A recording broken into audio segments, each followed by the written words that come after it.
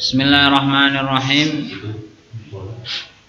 Asbabut tayamumi utawi pira-pira sebab tayamum iku salah satun ana telu.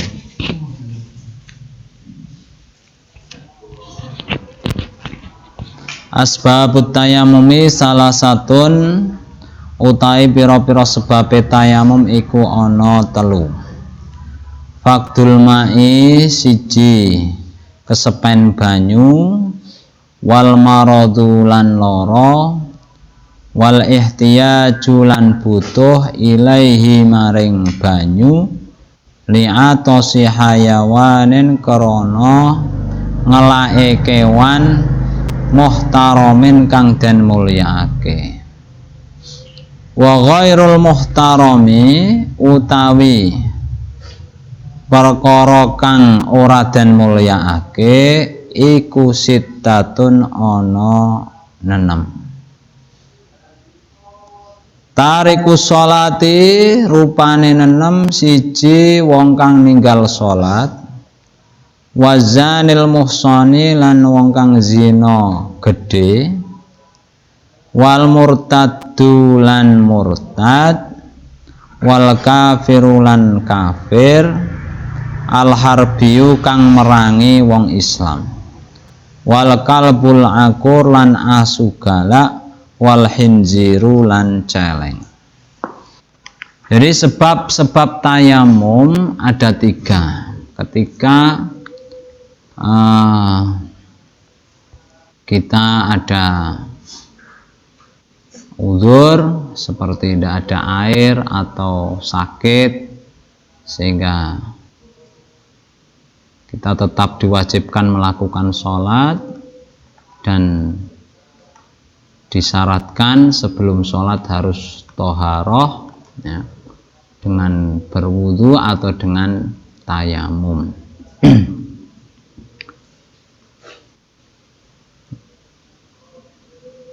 Di sini dijelaskan sebab-sebab tayamum itu ada 3. Yang pertama fakdul ma'i, tidak ada air. Tidak ada air ini kadang yakin tidak ada air, maka boleh langsung bertayamum. Yang kedua menyangka ada air. Tidak ada air tapi dalam hati kita menyangka bahwasanya di sekitar kita ada air, maka harus mencari sampai batasan minta tolong atau sering disebut haddul ghos ya, batasan minta tolong. Itu jaraknya 300 dhira atau ukurannya 150 meter ya. Jadi sekitar kita, kalau kita berada di tempat yang datar, itu kita cukup melihat ke arah utara, selatan, barat, dan timur sejauh pandangan mata kita sekira 150 meter. Jika di situ tidak ada tanda adanya air, maka boleh bertayamum. Kemudian ketika kita berada di daerah yang tidak datar, naik turun misalnya, kita naik ke tempat yang paling tinggi, kita mencari air dengan penglihatan kita juga, artinya ke arah ya, utara, selatan, barat, dan timur. Itu kita bisa mampu ya naik tebing atau tempat yang tinggi. Kalau tidak mungkin ya kita wajib mencari dengan ya sendirinya, dia ke kanan, kiri, utara, selatan, barat, timur, atau kita nyuruh orang lain ya untuk mencari air tersebut. Nah, saiki wis zamane canggih ya, WA wae karo koncone sing nang SMK kana kae. Ana banyu kurang ngono daerah kono. SMS ya sing nang daerah Kemiri kono ana banyu kurang. Sing nang Bugelan, Bondalem ana banyu pura. Ora ana ki mati kabeh. Kali Propo ya asat, kering, kerontang misalnya. Kali Serayu ya mejen banyune mandek misalnya. Oh ya wis kita tayamum. Ya. Kita bisa tergambarkan kalau kita berada dalam keadaan musafir, yuk nang oro-oro, nang padang pasir itu mau sholat, waktunya sholat harus bersuci, ora-ono banyu, ya tayamum. Ya. Itu solusinya untuk bertoharoh dengan tayamum. Yang pertama fakdul ma. Ya.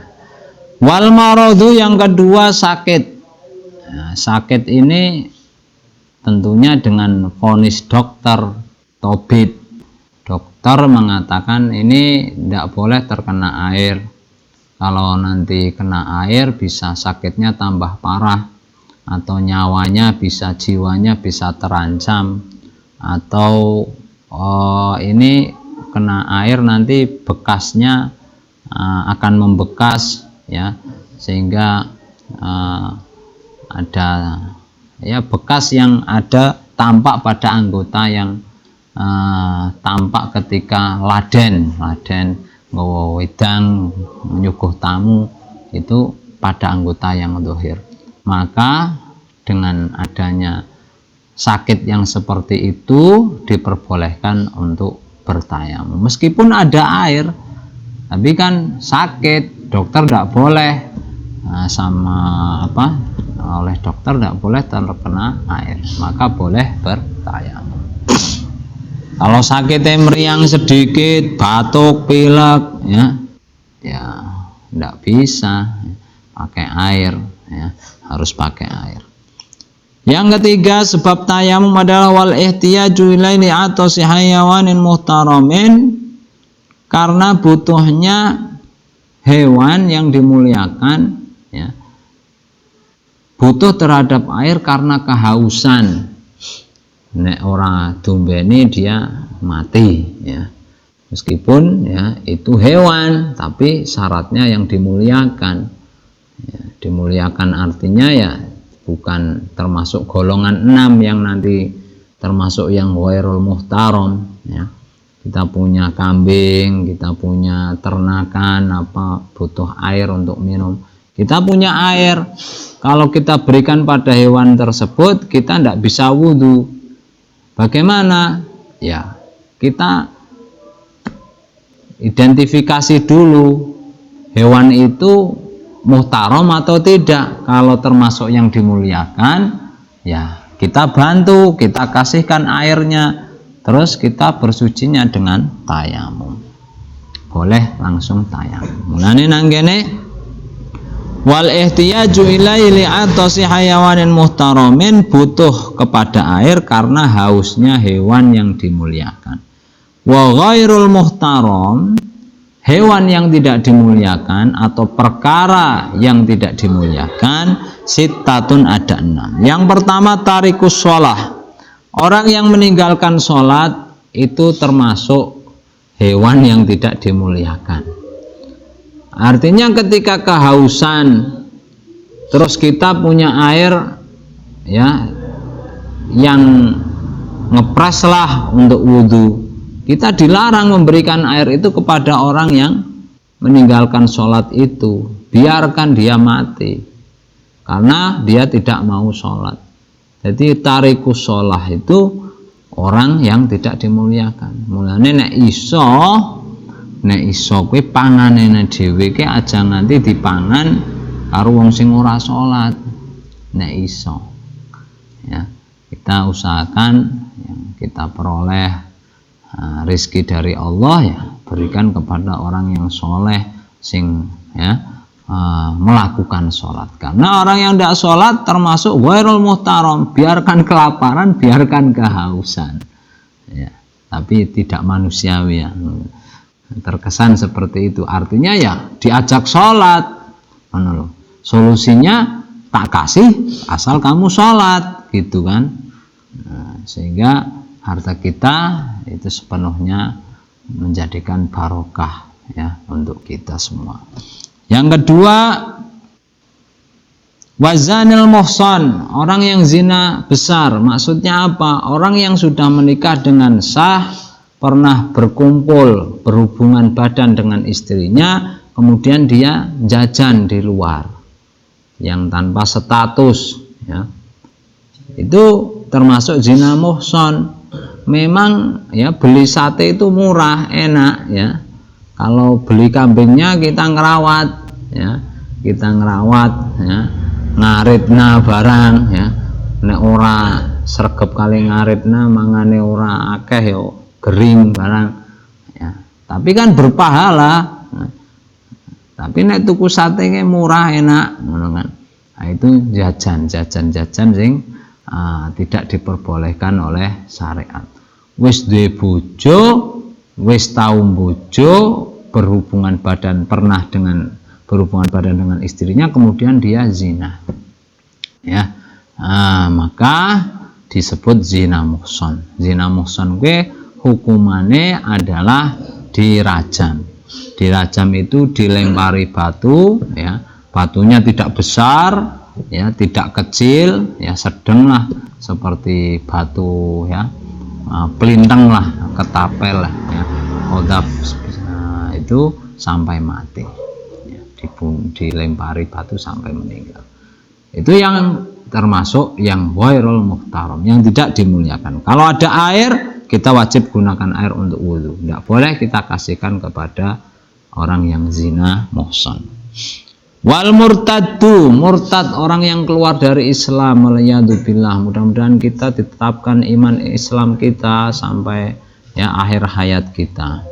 Ya, murtad itu yang ghairul muhtaram, termasuk orang yang tidak dimuliakan, termasuk hewan yang tidak dimuliakan. Wal kafirul harbi, kafir yang memerangi orang Islam. Nah, ini termasuk yang tidak dimuliakan. Karena kafir itu macam-macam.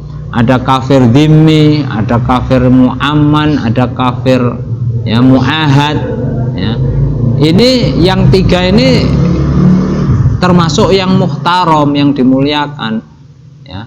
Orang yang non muslim di negara Indonesia ini sing ora merangi wong Islam loh ya. Nah, itu termasuk yang dimuliakan ya. Nah, jadi yang tidak dimuliakan ki kafir harbi, kafir yang merangi wong Islam. Sing hawane pengen matane wong Islam, sing pengen dadekke wong Islam kuwi ya sengsara, baik dalam ya ekonominya, dalam kehidupan sehari-harinya, atau bahkan mengancam nyawanya. Ini kafir harbi. Yang kelima, wal kalbul akur, asu galak. Asu galak artinya asu galak ini yang liar. Kalau asu yang anjing yang terdidik ya, anjing yang terdidik ketika diperintahkan pemiliknya dia sesuai yang diperintahkan ya, untuk berburu misalnya. Nah, ketika dihentikan dia juga berhenti. Nah, itu termasuk anjing yang mulia ya. Maksudnya mulia di sini kalau kita punya air, dia kehausan, kita kasih ya. Tapi kalau anjing galak yang liar, nah, itu kita malah dianjurkan, disunahkan untuk membunuhnya. No. Selanjutnya wal khinzir, khinzir nek babi kuwi ora ana galak apa ora galak. Khinzir ki kabeh secara mutlak ghairul muhtaram ya. Nah, itu perkara 6 yang tidak dimuliakan dan bahkan dikatakan di sini termasuk hewan yang tidak dimuliakan. Semoga kita semuanya dijauhkan dari ya kategori yang tidak dimuliakan ini. Tetap iman Islamnya, istiqomah beribadah kepada Allah Subhanahu wa taala. Wallahu a'lam bishawab.